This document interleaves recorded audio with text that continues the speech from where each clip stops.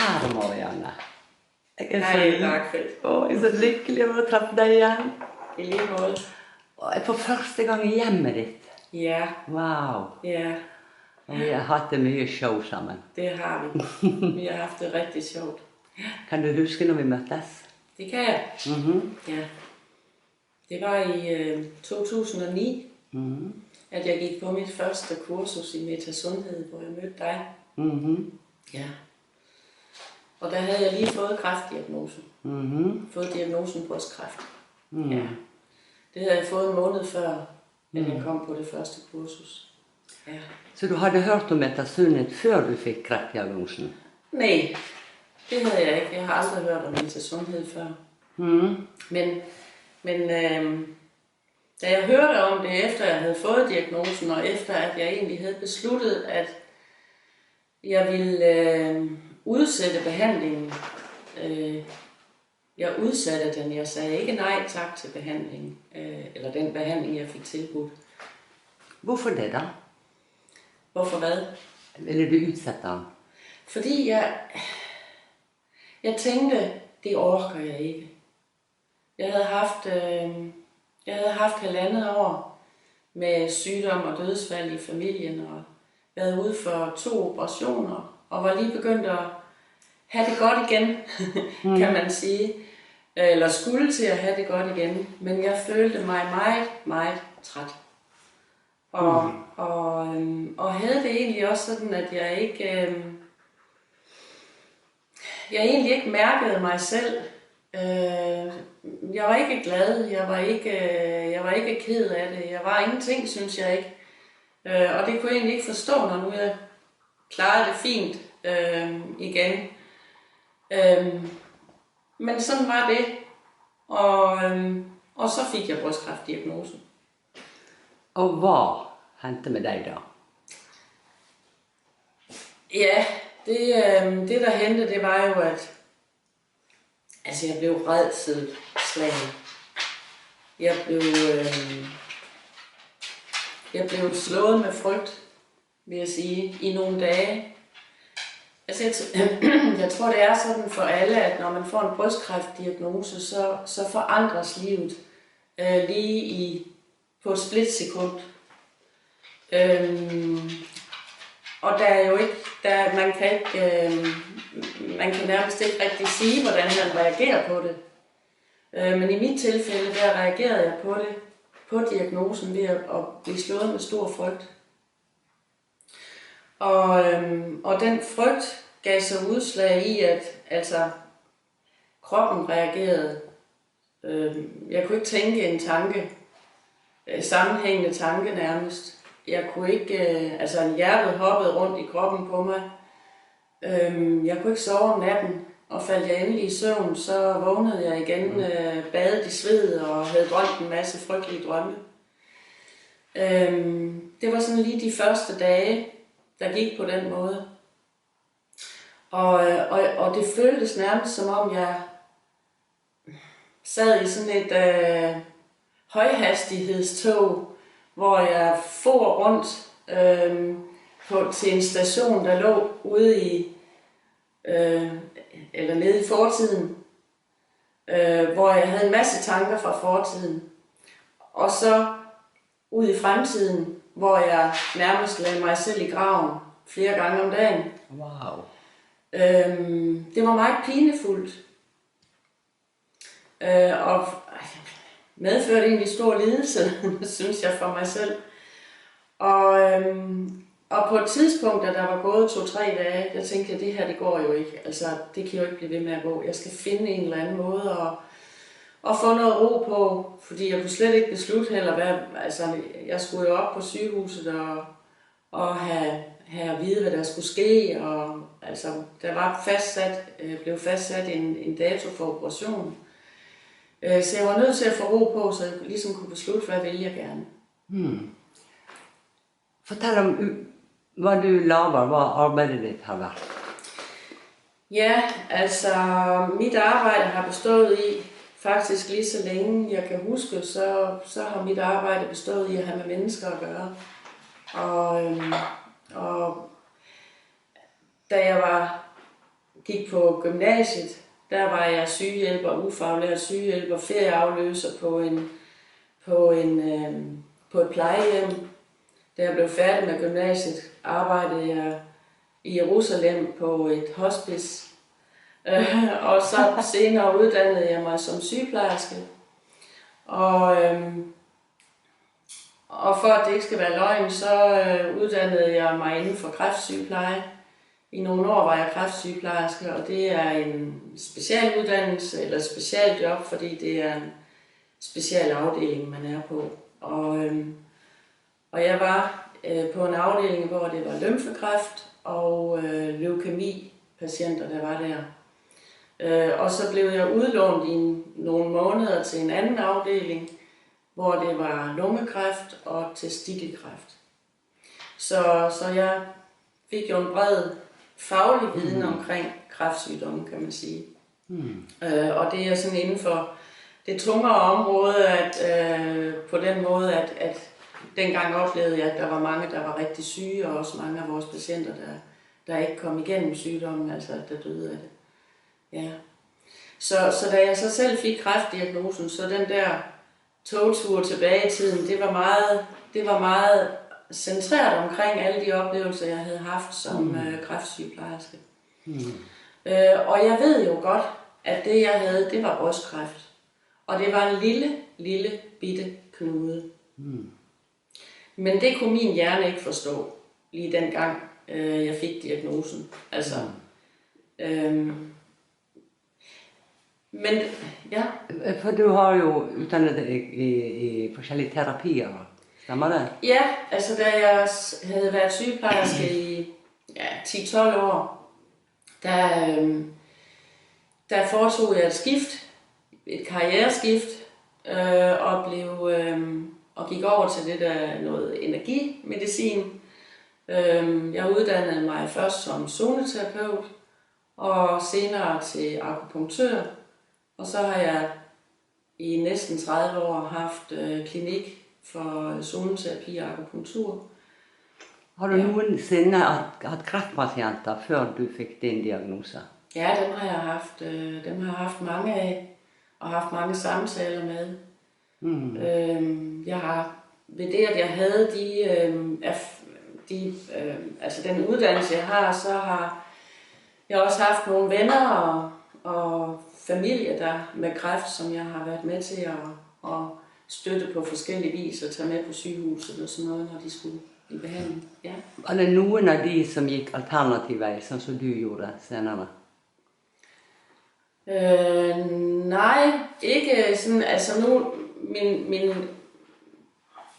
min ansættelse på kræftafdelingen, der var jo mange patienter dengang, det ligger jo mange år tilbage, men der var mange patienter dengang, der benyttede sig af alternative veje. Men det var ikke noget, de talte højt om. Det var ikke noget, de fortalte lægerne, men de fortalte det til deres kontaktsygeplejerske. Ja. Og så lærte jeg også på kræftafdelingen, der havde vi deltaget i et forsøg og tjent nogle penge, og der fik vi så lov til at tage på et weekendkursus i noget, der hed visualisering og terapeutisk berøring. Så der blev jeg faktisk introduceret til visualisering, som jeg selv kom til at bruge meget, da jeg fik diagnosen. Ja. Så, men af familiemedlemmer, jeg har været tæt på med kræft og venner, de har ikke sådan benyttet sig af alternative veje på den måde. De har benyttet sig af de tilbud, de har fået, og så er de så kommet til mig, og så har jeg lavet lidt lindrende behandling og haft samtaler med dem. Ja. Så toget, tanker, følelser, gik frem og tilbage, og hvordan klarte du at komme ud? Ja, men altså det blev så uudholdeligt, at jeg tænkte, det går jo ikke det her, jeg skal finde et eller andet, jeg skal finde noget ro. Og det blev så sådan, at jeg var over i vores fyrrum, hvor vi har et stort pillefyr, og der var katten over, og jeg havde en stol, hvor jeg sad tit over hos hende og kælede med hende. Og der satte jeg mig i den stol og tog katten på skødet, og hun begyndte at spinde. Og så den der lyd af pillefyret, der siger sådan en brummende lyd. Det er jo sådan en meget enerverende lyd. Og så begyndte jeg bare sådan at trække vejret dybt og ligesom vende blikket indad. Og bare tænke på, at nu skal jeg finde ro. Ikke andet. Og til sidst så, altså det lykkedes. Og ja, og på et tidspunkt, så var jeg sådan helt, altså nærmest helt væk i det. Jeg var ikke væk, jeg sov ikke. Jeg var fuldstændig klar, men der var ingen angstfulde følelser eller frygtsomme følelser. Der var ligesom først en ro, og så kom der en kærlighedsfølelse. Fredfyldt kærlighedsfølelse, vil jeg sige. Og den sad jeg jo i lang tid, indtil jeg begyndte at tænke igen. Og der fandt jeg så ud af, at der faktisk var gået 1,5-2 timer, fra jeg satte mig derover til jeg ligesom blev mig selv igen. Og det jeg synes var så fantastisk, det var, at jeg kunne gå derover fuldstændig opfyldt af frygt, stress, angst, rædsel. Og så 1,5-2 timer efter, der var det fuldstændig slukket. Der var jeg fuldstændig rolig. Altså som sådan en svits. Og det tænkte jeg faktisk meget over bagefter. Hvordan kan det lade sig gøre, at jeg i det ene øjeblik er så frygtsom og har det så dårligt, og i det næste øjeblik, der er jeg fuldstændig stille og rolig omkring det. Selvfølgelig holdt det ikke. Altså det var ikke sådan, at nu var jeg bare stille og rolig. Tankerne vendte jo tilbage igen, men slet ikke på den måde, som de var før. Og nu kunne jeg ligesom begynde at tænke lidt på, hvad er det egentlig, der skal ske? Hvad er det, jeg gerne vil? Hvad skal der ske nu? Og jeg fandt også ud af, at den her frygt, det er egentlig det værste, fordi den forhindrer mig i at tænke på at finde nogle løsninger eller nogle svar på, hvor jeg gerne vil hen. Så derfor så besluttede jeg, at jeg skulle have noget tankefeltterapi. Det havde jeg stiftet lidt bekendtskab med. Så derfor så ringede jeg til Lars Myggen, som jeg havde lært at kende 1,5 år før eller 2 år før, på et ganske lille kursus, jeg var på. Og det eneste, jeg kunne komme i tanke om, da jeg sådan tænkte, at jeg skal have noget hjælp her, det var ham. Og jeg ringede til ham, og jeg vidste jo, at han boede i Nordjylland og havde klinik i København. Men jeg var klar til at drage langt afsted for at blive hjulpet. Så jeg ringer til ham, og så siger han, jamen ved du hvad, jeg er i Vejle, og det er jo her i nærheden, jeg bor. Jeg er i Vejle, så jeg kan komme ud til dig i morgen formiddag. og så kom han. Og, helt tilfældigt. Helt tilfældigt. Fuldstændig tilfældigt. Og så kom han og gav mig tankefeltterapi, altså tappede på de punkter, som man gør i tankefeltterapi. Og i løbet af kvarter, 20 minutter, var jeg fuldstændig rolig, fredfyldt og let, som man siger. og det var jo diagnosechokket, plus nogle af de ting, der havde gået forud, som havde drænet mig, som vi havde fat i der, og som blev fuldstændig, al frygt blev taget ud af det. Så fra, da han startede, der skulle jeg sådan sige til mig selv, jeg har kræft. Og det fremkaldte jo en voldsom reaktion. Og da vi sluttede, der kunne jeg sige, jeg har kræft. Wow. Og der var ingen frygt forbundet med det. Wow. Ja. Fantastisk. Så det var også en af de store milepæle. Det var egentlig, at jeg kunne så hurtigt i løbet af få dage, kunne jeg få frygten for sygdom, frygten for død, frygten for behandlingen, som egentlig nok var det værste for mig, tror jeg. Det var alle de minder, jeg havde omkring kræftpatienter og hvad de var igennem. Den frygt, den kunne jeg ligesom få ned. Og samtidig så kunne jeg også begynde at beslutte mig for, hvordan vil jeg gerne have det her til at forløbe. Det er jo sådan, at når man får en kræftdiagnose, så kommer man kommer jo først ind i sådan en kræftpakke, og det skal gå stærkt. Og når først diagnosen er der, så går der ganske kort tid, så skal man til en forundersøgelse, og så går der nogle få dage, bliver man tilbudt operation. Og det er de fleste jo glade for, fordi man har jo ikke lyst til at vente. Der skal bare ske noget i en fart. Og så på den måde er det jo godt for dem, der har det på den måde. Men for mig, der gik det alt for stærkt. Jeg var slet ikke klar til at sige, at jeg skal opereres om en uge. Og da først frygten var væk, så kunne jeg sætte mig ned og sige, hvad er det, jeg egentlig gerne vil? Okay, det er en lille knude. Sker der noget ved at vente? Sker der noget ved at sige, ved du hvad, jeg er nødt til at styrke mig selv først, inden jeg har nogen som helst idé om at skal opereres.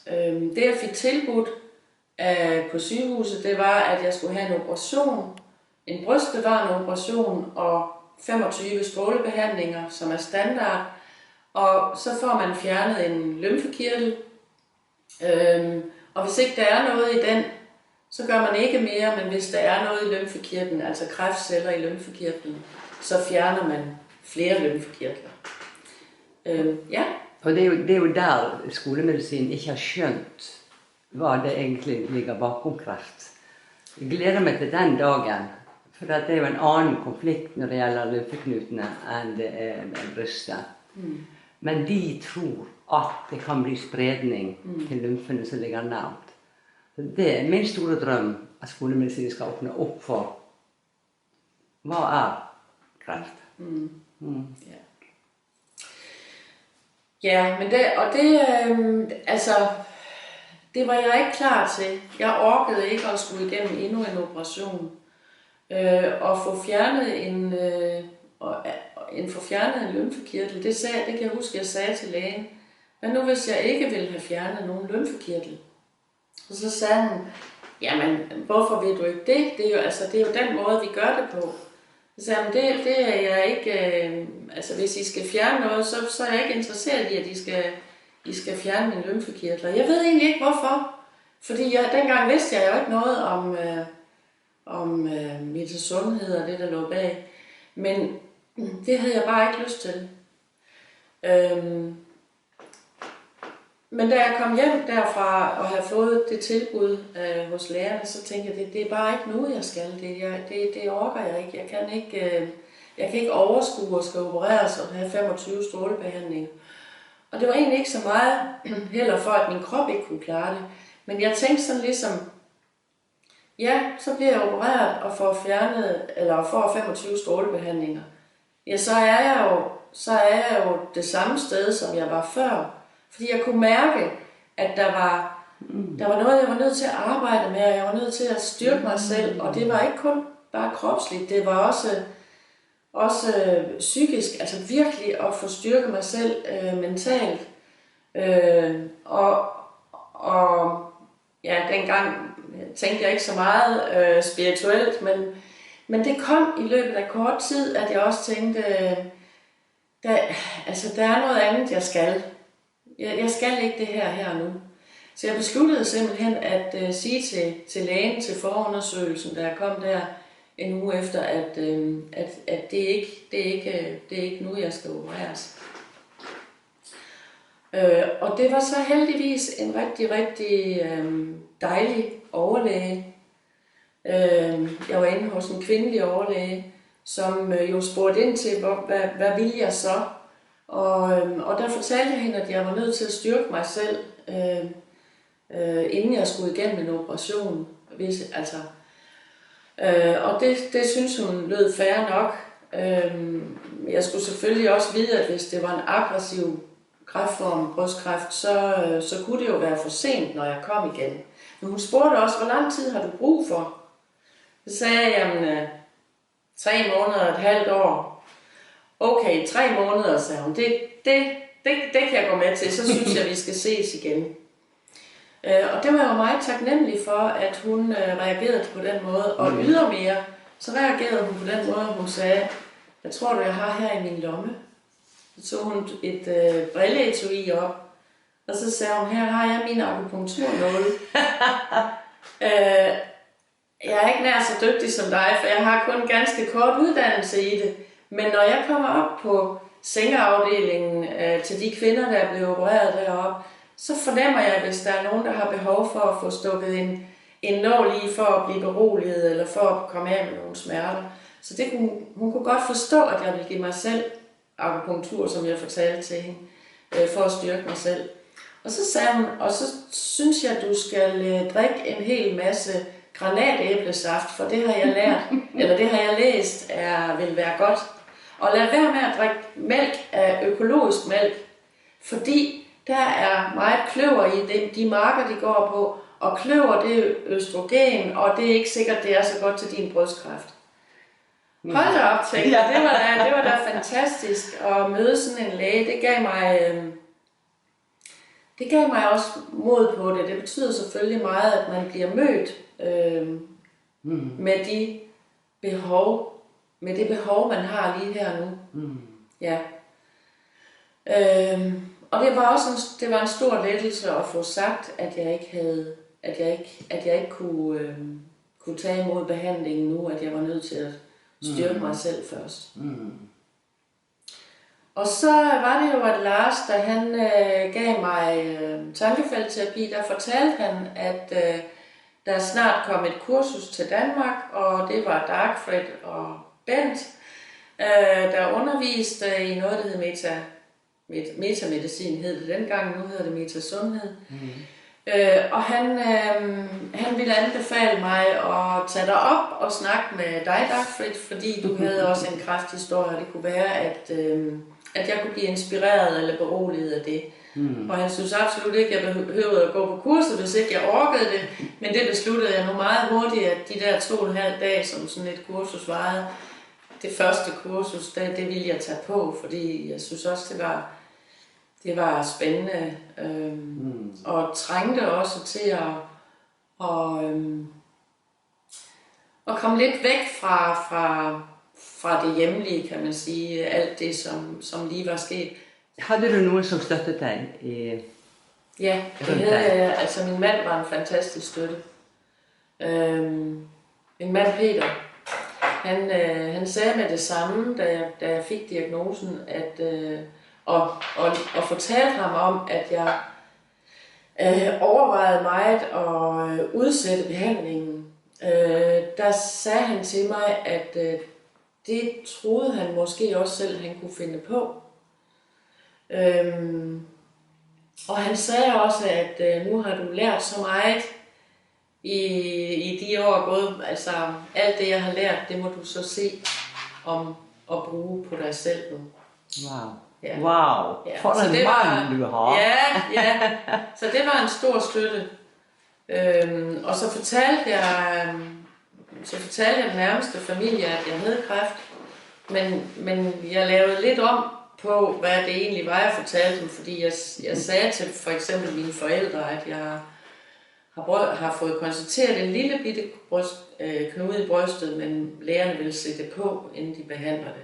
Og det var altså af hensyn til dem, fordi jeg var klar over, at især min mor ville blive virkelig bange for den, altså at jeg lige pludselig havde en syg datter. Og mange af mine venner og bekendte fortalte faktisk ikke noget, fordi jeg havde det sådan, at jeg følte ikke, jeg var ikke stærk nok på det tidspunkt til at skulle svare på spørgsmål, hvorfor jeg ikke ønskede at modtage behandling med det samme. Ja. Jeg husker veldig godt i mitt tilfelle. Når jeg da valgte, først tok jeg knoppene på sykehuset, og så fjernet de 19 lymfeknuter uten at de hadde sagt noe om det. Ja. En skam. Ja. Men jeg fortalte det, og det kom ut til familie og venner. Og de fleste ble livredd når jeg valgte å si nei takk til videre behandling. Så jeg hadde 6 personer som støttet meg. 2 av de var redd for meg, men de respekterte mine valg. Ja. Og de andre var ikke redd for meg, og Rune Amundsen, psykologen, som ble kjempehjelp til meg, fortalte det i telefonen. Vet du hva, Rune, nå har jeg altså fått brystkreft. Så sier han, stilig Dagfrid, nå har du fått kreft. Når du blir frisk, så kan du fortelle til andre hvordan de kan bli frisk. Og jeg kommer aldri til å glemme den følelsen jeg fikk når han sa det. Rune har fått kreft. Stilig! Ja. Så det er veldig viktig å beskytte seg når man gjør noe annet. Ja. Så derfor, det var faktisk med den begrundelse, at jeg gik på metasundhedskurserne. Det var nemlig for at være med i et fællesskab, hvor jeg kunne snakke åbent, tale åbent omkring det, jeg var igennem, og virkelig arbejde med følelserne, som vi gjorde på kurset. Og frem for alt, at der var ikke nogen, der dømte eller bedømte, om jeg gjorde det rigtige eller det forkerte. Så det var et vidunderligt fællesskab at komme ind i. Og jeg følte på ingen måde, at der var noget som helst pres for hverken at tage behandling eller lade behandling være. Altså det var der ikke nogen, der blandede sig i, men det var stor omsorg og kærlighed fra alle, både på holdet og så selvfølgelig jeg 2 dejlige mennesker. Så det var en stor milepæl at komme med på de kurser. Det hjalp mig meget. Veien videre i forhold til skolemedicin, i forhold til hvad du valgte, eller ikke valgte? Ja, altså jeg gik jo... Jeg gik jo til de undersøgelser, altså efter 3 måneder, der kom jeg jo op på sygehuset igen. Og i løbet af de 3 måneder, der havde jeg ligesom fundet ud af, at jeg er stadigvæk ikke klar til at blive opereret. Og det fortalte jeg jo så, at jeg er ikke klar til at blive opereret. Og så blev vi enige om, at så skulle jeg komme et halvt år efter og blive tjekket igen. Og jeg oplevede egentlig at blive mødt. Der var ikke... Det var i orden, og de ville gerne blive ved med at tjekke mig, når det var. Og jeg blev jo mere og mere, hvad skal man sige, jeg arbejdede meget med mig selv derhjemme. Og det var ikke ret meget fysisk. Altså jeg lavede ikke om på min kost, for eksempel, eller tog en masse kosttilskud, eller noget. Altså det jeg gjorde, det var at finde ro. Altså det var det, jeg havde behov for. Jeg havde virkelig brug for at finde ro. Så jeg lavede det, jeg kaldte stilletid. Stilletid. Stilletid, ja. Altså jeg begyndte at meditere.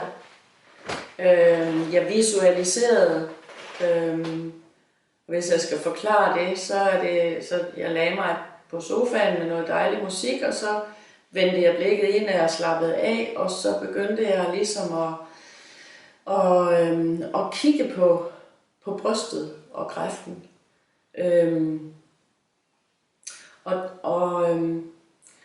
Og der er det, altså det er en amerikansk læge, der arbejdede meget med det i Tidernes Morgen for mange år siden omkring visualisering.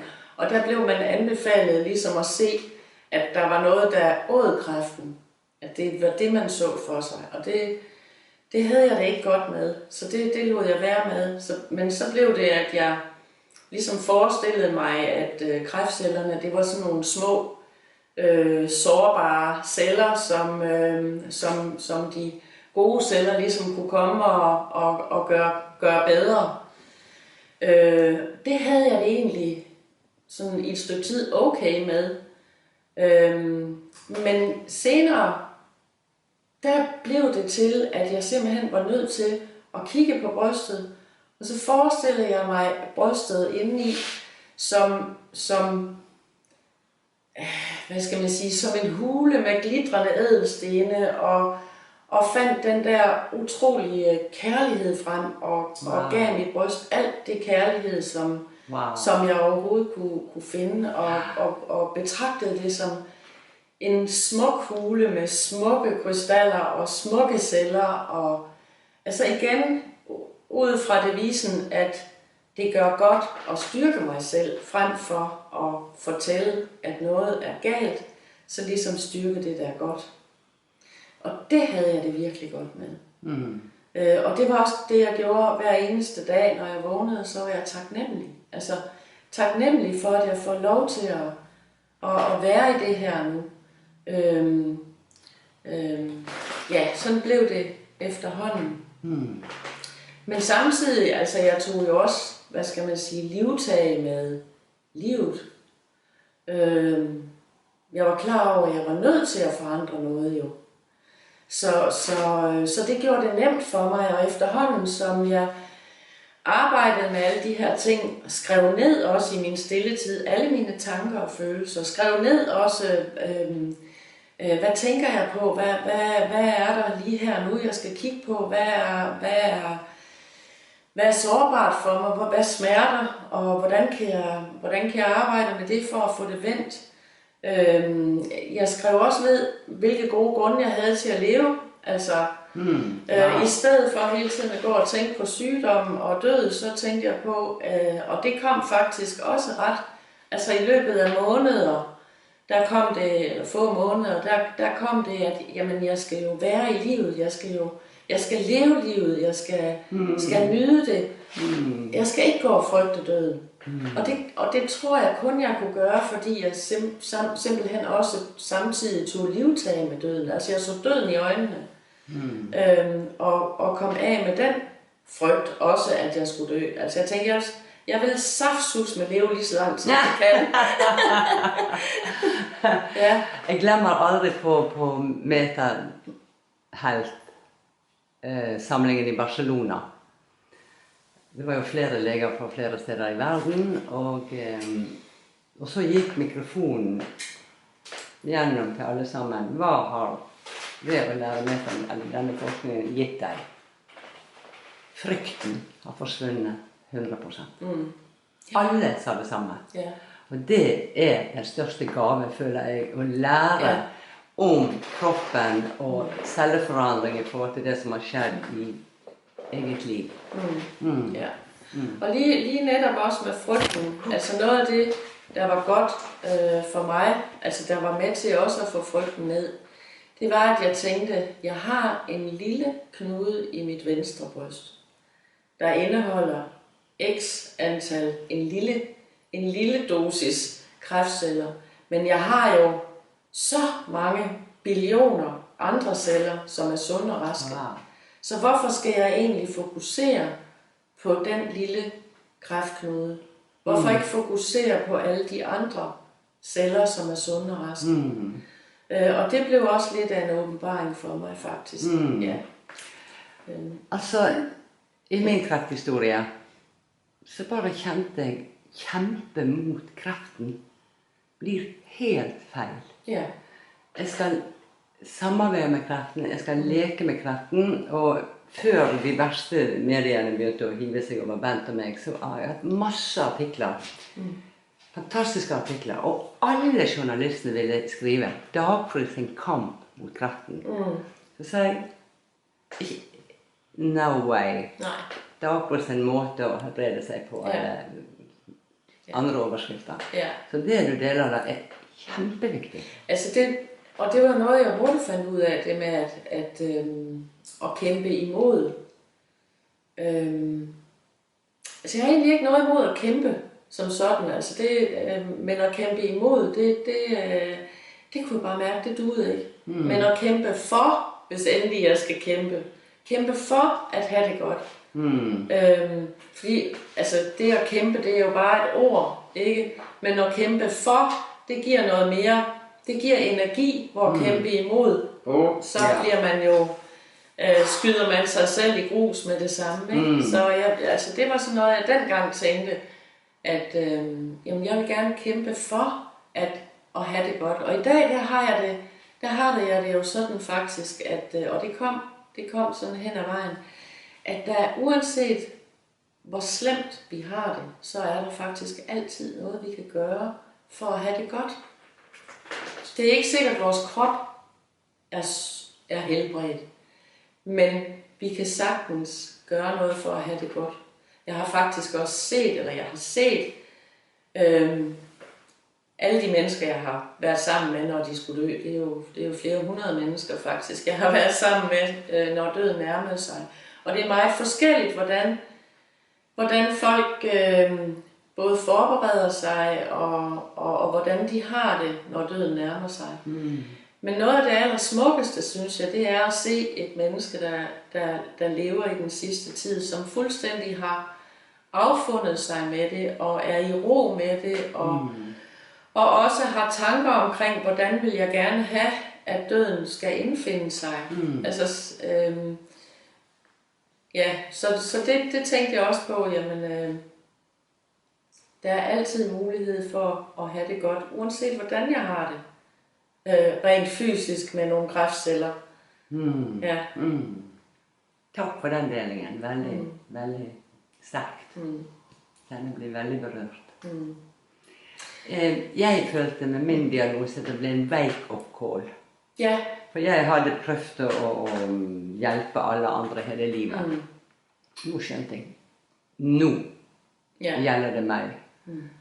Nå får ikke du lov å dille med livet ditt lenger, Dagfrid. Så da begynte studiet på hva er kreft. Ja, det kan jo fint følge dig i, Dagfrid, at i hvert fald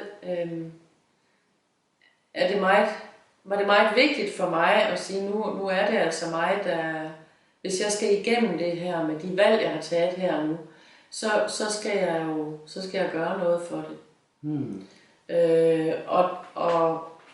Og tage det valg er jo en dybt personlig sag, og det er noget, der skal komme indefra. Altså det kom jo indefra mig, at det var sådan, jeg ville gøre det.